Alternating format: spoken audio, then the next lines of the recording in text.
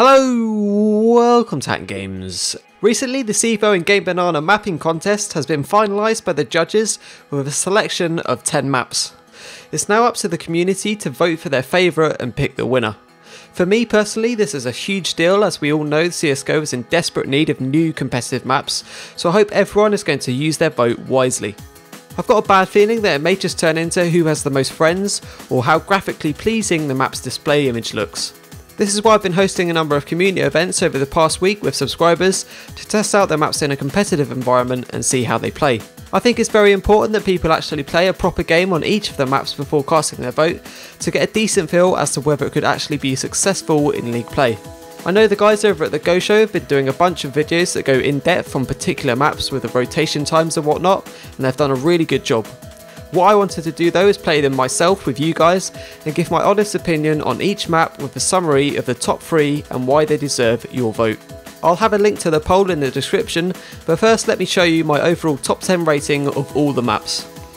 I gave each map a rating out of 10, with 10 being the best and 0 being the worst.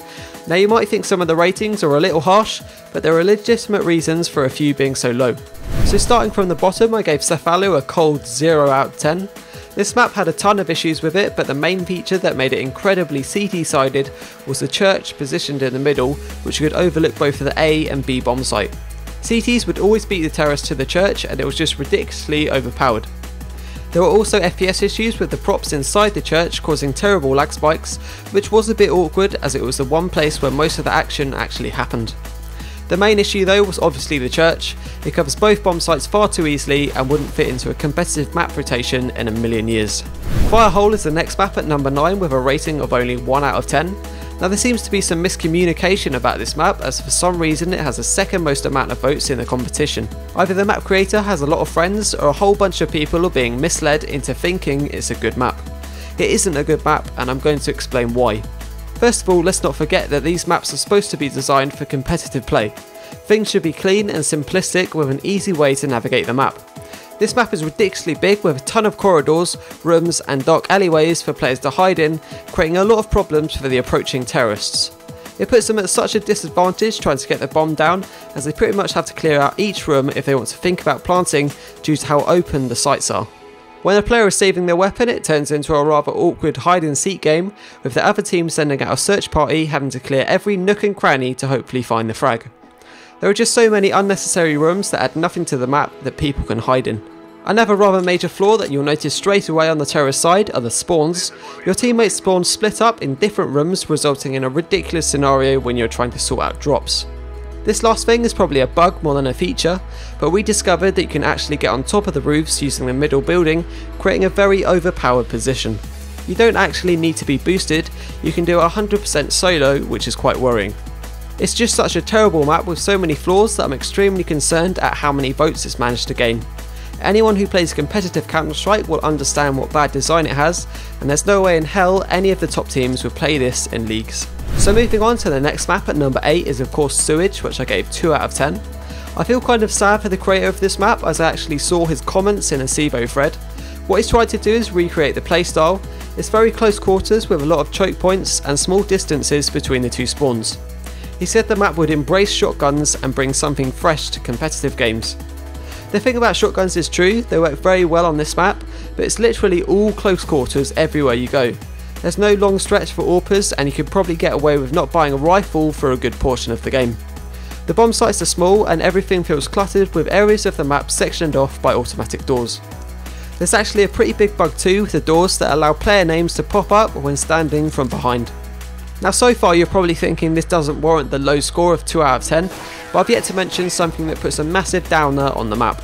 It seems as though it's been fixed now, so I've come to record the in-game footage for this video, but at the time when you open the main A door, a loud generator suddenly activated and completely covered the whole map. That was the reason I knocked off a couple of points, but it seems to be actually fixed now, which is good. At number 7 is Rails, which I gave a 5 out of 10. Rails was an interesting map to play with a lot of open areas, particularly the bomb sites. The main downfall was how easy it was for the CTs to hold middle. They spawn behind a window overlooking it and can actually spam through the fence to T-spawn to get an early tag. You might think that this would rarely happen, but the fact that a few of us were able to do it when testing the map for the first time shows how broken it is. If this ever got picked up, players would just buy auto snipers and spam the edge of the fence to spawn trap the terrorists. So the fact middle control is so dominant as CT on this map, it doesn't leave many options to go B. There's only one other entrance to B, and that's for a small opening into a ridiculous amount of angles where the CTs could possibly be set up. Thankfully, this map redeems itself a little with the A site being a more viable option. There's the main entrance to A, which leaves you at a disadvantage if you don't peek it straight away, but the golden and more favoured route is the lower section, which takes you to the back of the site and directly under a strong vantage point. There are a few small annoyances however, like the vent of death on the A site and the fake ladder tees at middle. Moving on to 6th place is the map Frost, which I gave a 6 out of 10. Honestly, nothing in this map really jumped out at me. It was okay playing it, but at the same time I didn't feel there was much potential for interesting strategic plays. The various portaloos I felt were gimmicky and shouldn't really be in a competitive map. I'm also not a fan of the amount of foliage on the ground and the leaves on trees, which are stood in key locations. They add nothing to the gameplay and just fill the map with clutter. I guess one feature I liked was the window at middle, which could be used to jump through off the box, but it doesn't really give you any advantage on either side. Coming into the top 5 now, and the next map is Conduit. I also gave this one a 6 out of 10 with similar reasons to Frost, though it has probably got a little bit more flair to it and potential for interesting plays. With Boost in particular, it seems there has been a lot of thought process in creating a nice risk reward for pulling them off in time. You can tell certain props have been put into place to execute cheeky boosts behind opponents, which is always good to see. The main problem with this map though is the narrow middle area for the terrorists. The CTs are able to smoke off the middle section from such a safe position that trying to do any sort of splits on either bomb site is impossible. It's a shame really, because I think that's what the map creator had intended for the terrorists to do. Middle control gives you access to flank both B and A, as well as a sewer system that leads to the A bomb site. The sewer does have a few problems though. Not only do I think the entrance to the sewer is too deep at middle, making it incredibly hard to get to, but I also think that where it leads to is completely useless. It takes you to the front of the A site, right next to the other main entrance.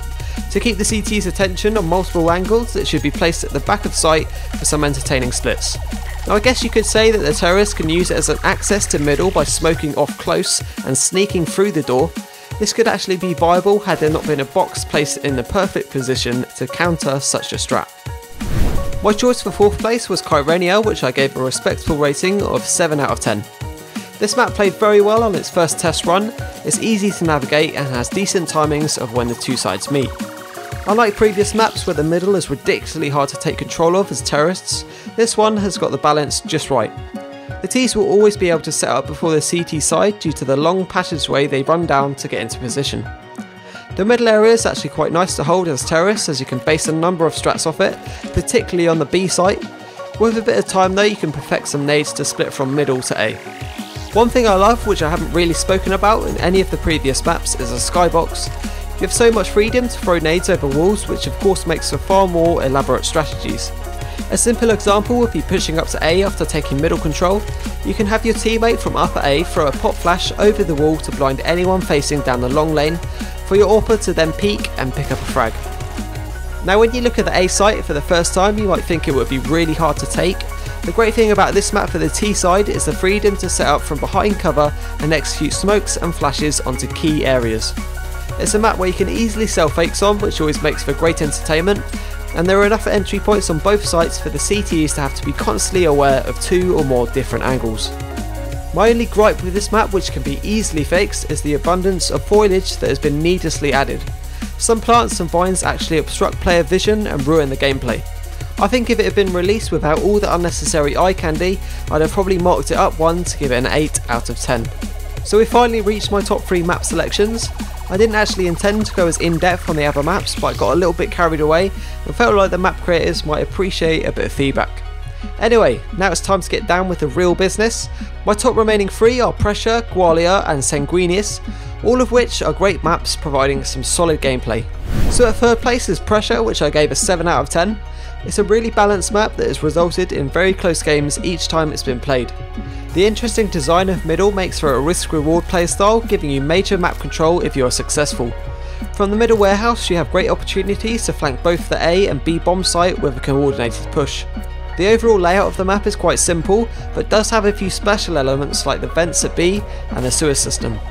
The sewer though doesn't really do much for the terrorist side, as the only exits are on their side of the map. I'm not a big fan of how the vent is placed either. I think it would be much better if you had players drop out at the back of the site to give the CTs a harder time.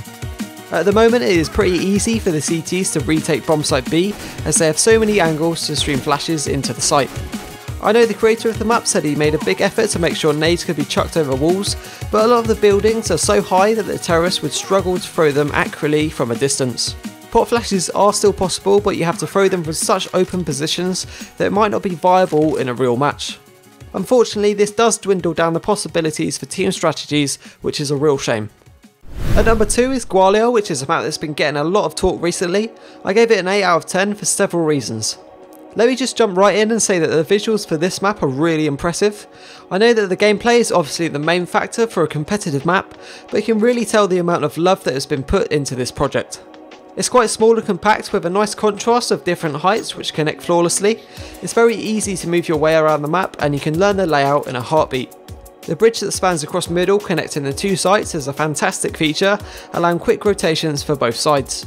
I think when testing the map with subscribers, someone said that they never felt comfortable running with their knife out because at any moment the opponent could be in their face. Because of how small the map is, you tend to get much shorter round times than your standard map. If we actually time the rotations, it takes almost 9 seconds rotating from B to A through CT spawn, but only 5 seconds via the bridge.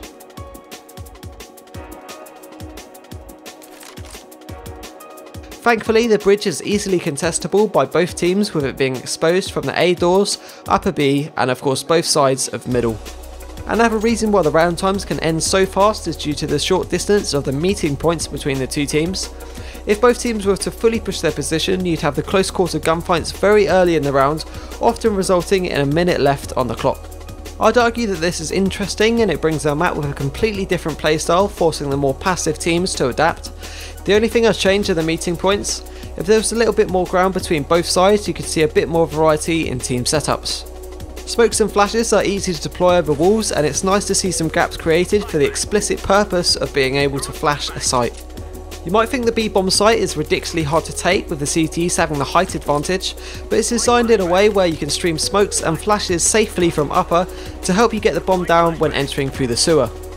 There is one little thing that annoys me on this map, and that's the actual planting area on the A-bomb site. It only allows you to plant in the open where there is zero cover. I think it would be much wiser to maybe shift the plant zone to the boxes that are to the right. Overall though, I think it's a great little map and in my opinion is well deserving of second place. So finally at my top pick, which is Sanguinis. Out of the entire contest, I felt this one had the most potential as a competitive map, and I gave it a solid 9 out of 10. It has quite a simple layout with similar visuals to Inferno. There are no unnecessary rooms and the meeting points from the two sides are at a good distance. As the CT side, it offers an abundance of areas to move the AWP into. There are many long stretches of the map that can be utilised well, such as middle, the back of A, the back of B, and the logs near short B. Thankfully for the terrorist side, most of these are easy to shut down with smokes. The map works in a way where throwing counter flashes or smokes over walls is viable and can be done on most of the key areas.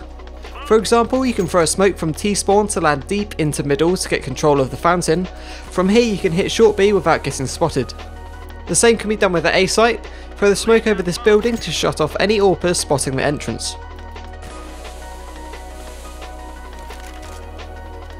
Unfortunately for B, you need to have control of the apartments to set up for any smokes. Once you get control of this area though, it's really easy to stream pot flashes and smokes onto site. I tested where all the meeting points are on the map with the best possible spawns, and these were the results. On short B, the terrorists will meet the CTs at the archway. This means if the CTs are playing aggressive, you'll have to fight to control this courtyard area, which is essential if you want to set up for B. When running to apps, you'll just be able to catch the CTs in the courtyard from the windows, so it's quite important to get here first if you want to secure this area. At middle, the CTs can get to hay whilst the Ts only just reach the back of fountain. This is obviously quite dangerous if they peek the AWP middle, which is why you should always use the smoke thrown from T-spawn. On the A site, the CTs can get near the archway whilst the Ts are stood just outside the corridor. It's worth noting on A that if the CTs stop on site with the AWP and spot the entrance, the gunfights can happen a lot sooner. Obviously, to counter this, you'd use a smoke thrown from T-spawn that we looked at earlier. There are multiple boost spots on Sanguinis that can really help to open up the sites as a terrorist side. This one for A lets you peek over the arch wall to pick off any defending CTs. You can also use it to jump solo and just spot to get information. A nice boost that can be used by the CTs on A is the arch. You can position yourself so that the enemy hardly see your feet as they walk in, making for a ninja surprise. It can also be done solo on the other side by jumping onto the grass and then onto the arch. Over on the B apartment, you can boost a teammate on the railing and pick anyone AWPing from logs. CTs won't really be looking up here, so it's always good to have a cheeky peek. There are probably tons of other boost spots, but these are the ones I've found so far. So in terms of tactics, this map offers a lot. I've already demonstrated a few nades you can use, but if you take control of middle, you have such an advantage on pinching either site from multiple angles. Using the smoke for mid at the start of the round and then pop flashes to follow up, you can easily push any AWPers back to a passive position and carve your way through to either bomb site.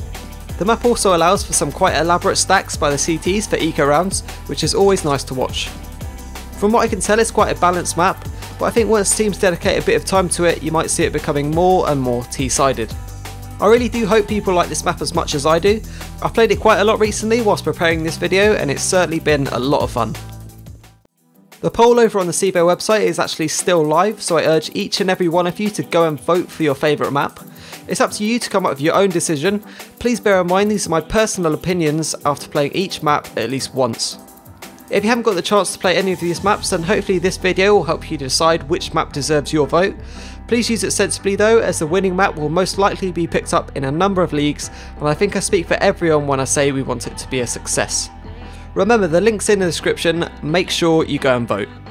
As always, thanks for watching, and props to both CEVO and GameBanana for hosting this competition.